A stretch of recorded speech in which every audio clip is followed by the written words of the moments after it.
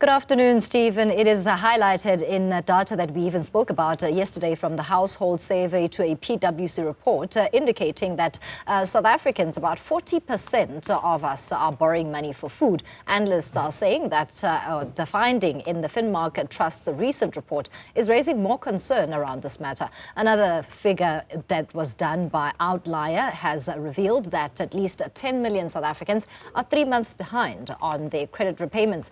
Money coach and facilitator at One Life Insurance, Hayley Parry, speaks to us about this. Thank you so much for your time.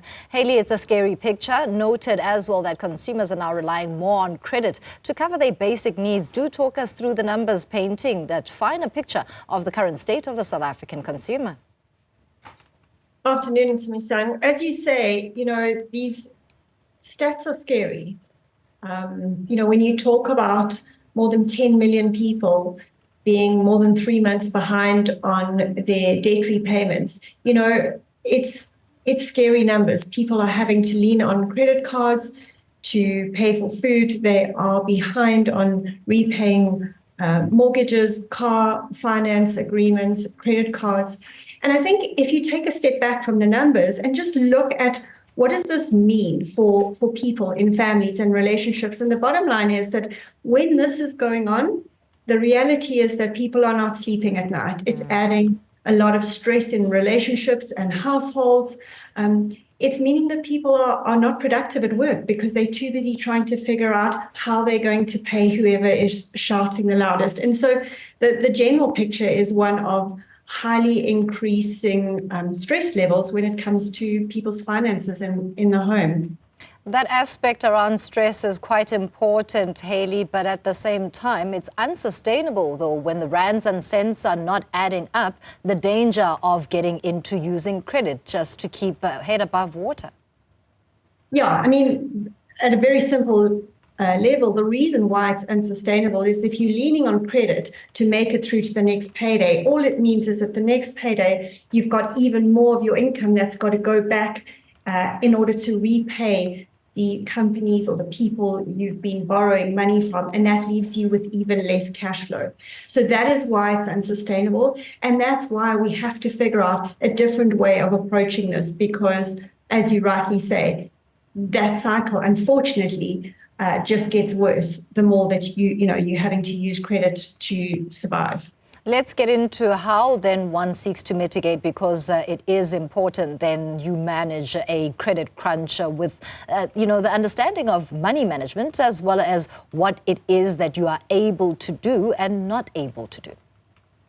Absolutely. And I mean, that's why I do what I do, because I'm passionate about helping people get a financial education so that they can be better at controlling the things they can, right? So when it comes to our money in the current environment, there's a lot of things we can't control. If we're talking about the cost of living increases, as an example, the high interest rate environment, we don't know when that cycle is going to turn and hopefully give us some relief.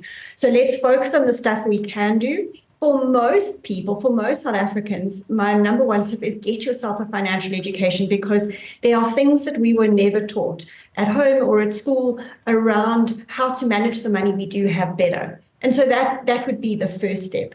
And then the second step would be putting into practice some of these things that you've learned. So, for example, when we're teaching our normal money management principles, what we talk about is that the focus of managing your salary each month is that you should be focusing on making a profit. Now, this might be a little confusing if you've never heard it before, because profit is something that we normally associate with companies, right? We know that the companies that we work for or that we buy products or services from, we know that they need to make a profit, because if they don't, they're going to go bankrupt, they're going to go out of business. But what we don't do is apply that thinking to our own personal finances. And the reality is we only get 12 opportunities every year to make a profit with our salary, and how we manage our money between paydays is going to determine if we're making a profit or a loss.